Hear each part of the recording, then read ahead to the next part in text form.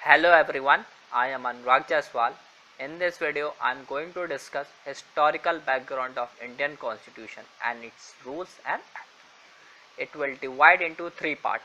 First is company rule. After the East India Company got the Diwani right over Bengal, Bihar and Odisha. Second is crown rule or British rule. It started from 1858 Sipahi Mutiny that British government taken direct control over India. Third is Indian Constitution from demand of Constitution to its adaptation. Let's see company rule. First is Regulating Act 1773, Pitt's India Act 1784, Charter Act 1833, Charter Act 1853. Now we will start with Regulating Act 1773. It made Governor of Bengal as Governor General of Bengal and created Executive Council to assist him and made Bombay and Madras Presidency under him. First Governor General of Bengal was Lord Warren Hastings. It established Supreme Court, one Chief Justice and three other judges and prohibited the company servant for accepting any present or bribe from native. Court of Director for Revenue Report of Civil and Military Affairs of India. Next is Pitt's India Act 1784. It divided company function into two parts, commercial and political affairs. Court of Director for Commercial Affairs and created new body, Board of Control, to manage political affairs, and it get control to supervise all the operation of the civil and military of British possession of India. It established a system of double government. British government got control over company affair. Next is Charter Act 1833.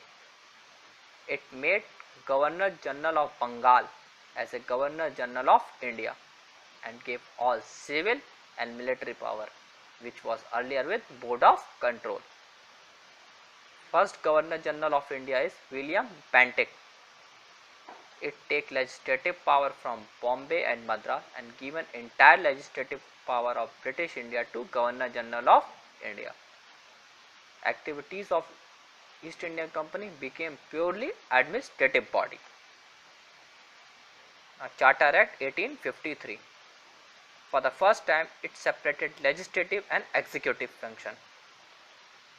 It established separate Governor General Legislative Council known as Indian Legislative Council and its function as a mini parliament, adopting procedure same as British Parliament. There are 6 members in this. 4 are from Madras, Bombay, Agra, Bengal, 1 from each.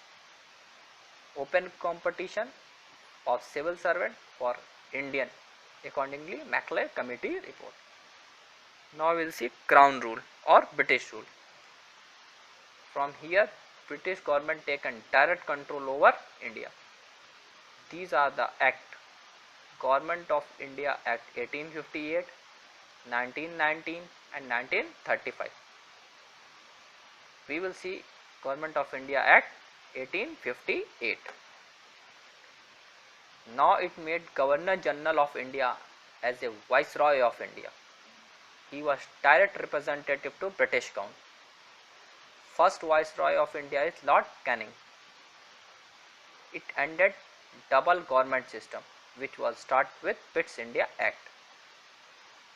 It created new office, Secretary of State for India. It is complete authority and control over Indian administration.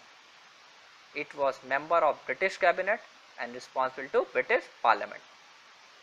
15-member council was an advisory body to Secretary. Now Government of India Act 1919. In this, it divided center and provincial subject. It authorized to make law on their list of subject, but government continued to be centralized. And for the first time, it introduced bicameralism and direct election in the country, and it replaced Indian Legislative Council. It consisting upper house means Council of State, lower house means Legislative Assembly. Both houses were chosen by direct election.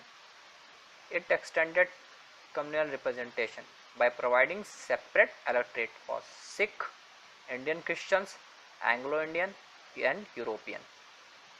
For the first time they separated budget between provincial and central. Now Government of India Act 1935. This is important act because in Indian Constitution most of the things taken from this act. It divided the power between central and provincial and it created three lists. First is federal list which is central, second is provincial, third is concurrent list where both have power on that subject. It introduced bicameralism into 6 provinces that are Bengal, Bombay, Madras, Bihar, Assam, United Provinces.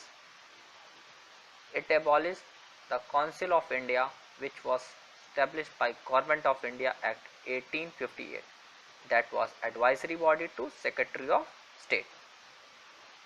Established of RBI to control the currency and credit of the currency and established federal court.